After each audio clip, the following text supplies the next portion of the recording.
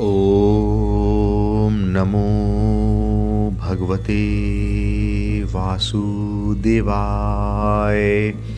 भागवत पुराण प्रथम स्कंद छठा अध्याय। नारद जी के पूर्व चरित्र का शेष भाग। श्री सूत जी कहते हैं, सौनक जी देवर्षि नारद के जन्म और साधना की बात सुनकर सत्यवती नंदन भगवान श्री व्यास जी ने उनसे फिर यह प्रश्न किया। श्री व्यास जी ने पूछा, नारद जी, जब आपको ज्ञान उपदेश करने वाले महात्मा गण चले गए तब आपने क्या किया? उस समय तो आपकी अवस्था बहुत छोटी थी। स्वयंभू आपकी शेष आयु किस प्रकार व्यतीत हुई और मृत्यु के समय आपने किस विधि से अपने शरीर का परित्याग किया? देवर्षे, काल तो सभी वस्तुओं को नष्ट कर देता है। उसने आपकी इस पूर्व कल्प की स्मृति का कैसे नाश नहीं किया?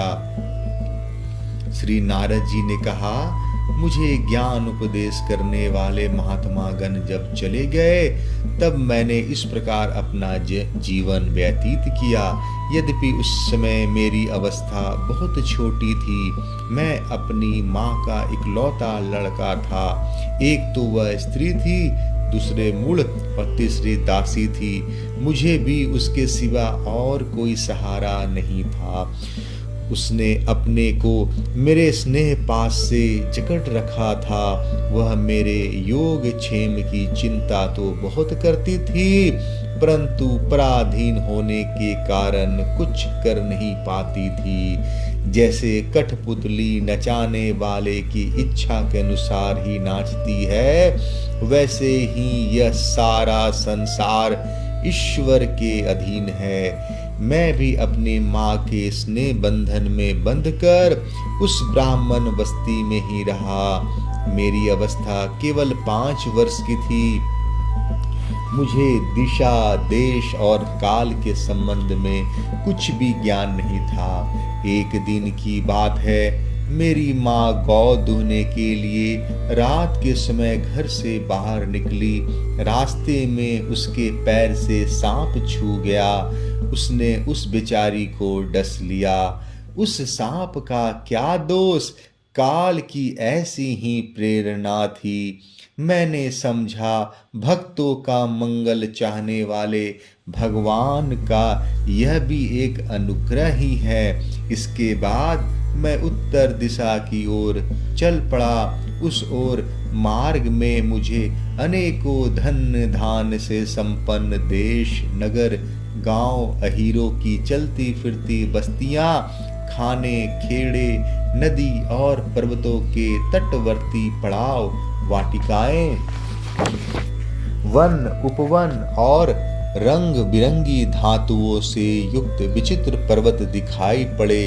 कहीं कहीं जंगली वृक्ष थे जिनकी बड़ी बड़ी शाखाएं हाथियों ने तोड़ डाली थी। शीतल जल से भरे हुए जलाशय थे जिनमें देवताओं के काम में आने वाले कमल थे।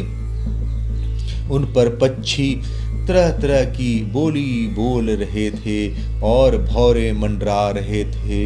यह सब देखता हुआ मैं आगे बढ़ा। मैं अकेला ही था। इतना लंबा मार्ग तो तय करने पर मैंने एक घोर गहन जंगल देखा।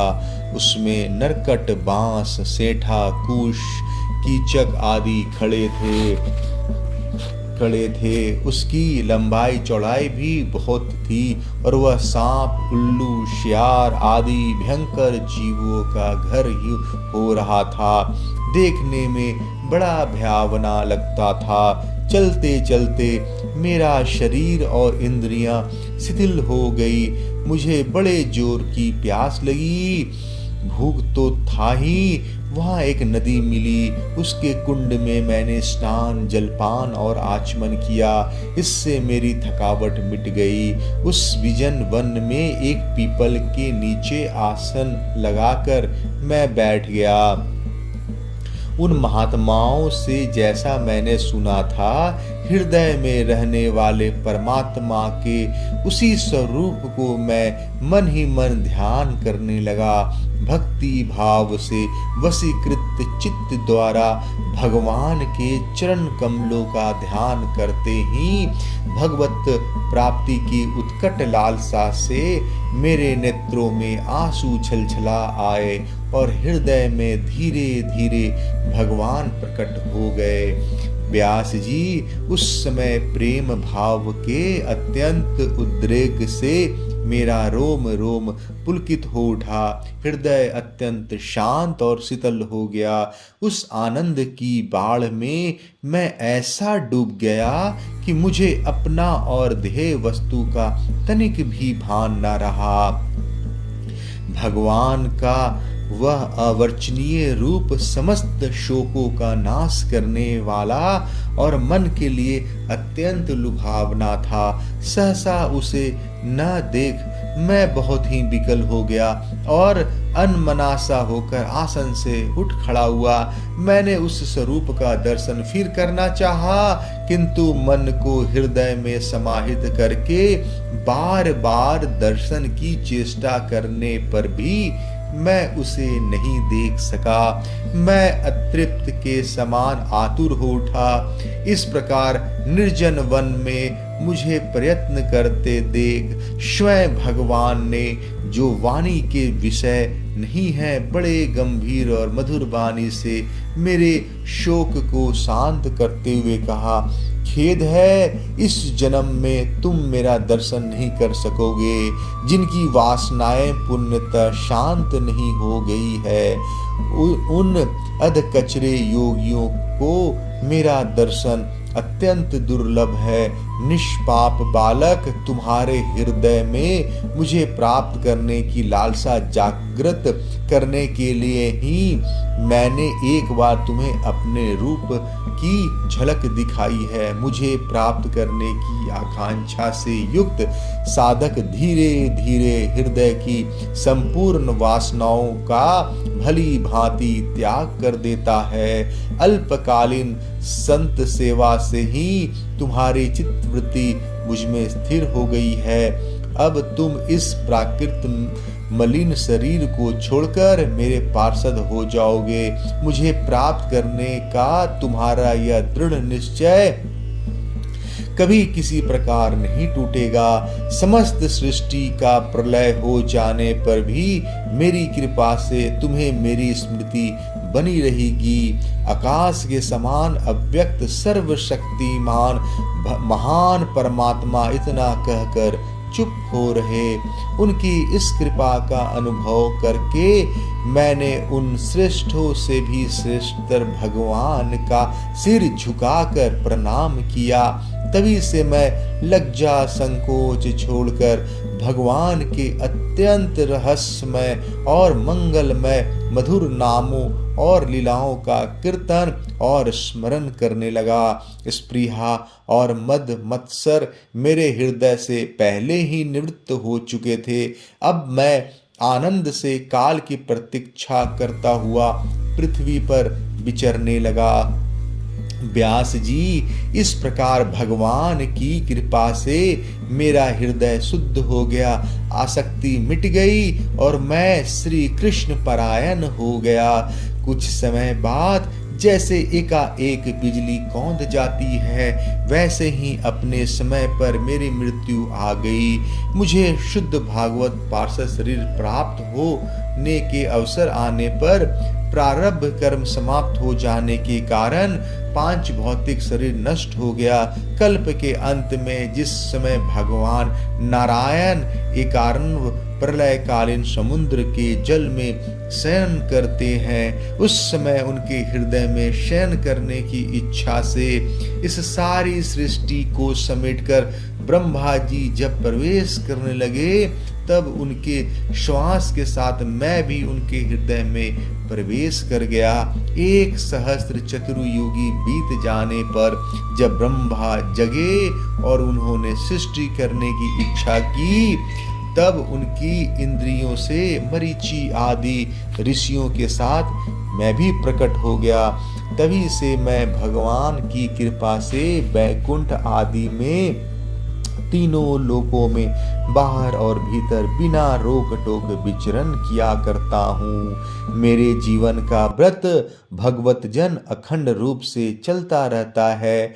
भगवान की दी हुई इस स्वर ब्रह्म से विभूषित वीणा पर तान छोड़कर मैं उनकी लीलाओं का गान करता हुआ सारे संसार में विचरता हूँ। तब मैं उनकी लीलाओं का गान करने लगता हूँ। तब वे प्रभु जिनके चरण कमल समस्त तीर्थों के उद्गम स्थान है और जिनका यशोगान मुझे बहुत ही प्रिय लगता है, बुलाए हुए की भांति तुरंत मेरे हृदय में आकर दर्शन दे देते हैं। जिन लोगों का चित्त निरंतर विषय भोगों की कामना से आतुर हो रहा है, उनके लिए भगवान की लीलाओं का कीर्तन संसार सागर से पार जाने का जहाज है। यह मेरा अपना अनुभव है। काम और लोभ की चोट से बार बार घायल हुआ हृदय श्री कृष्ण सेवा से जैसी प्रत्यक्ष शांति का अनुभव करता है, यम नियम आदि योग मार्गों से वैसी शांति नहीं मिल सकती। व्यास जी, आप निष्पाप हैं। आपने मुझसे जो कुछ पूछा था वह सब अपने जन्म और साधना का रहस्य तथा आपकी आत्मतुष्टि का उपाय मैंने बतला दिया।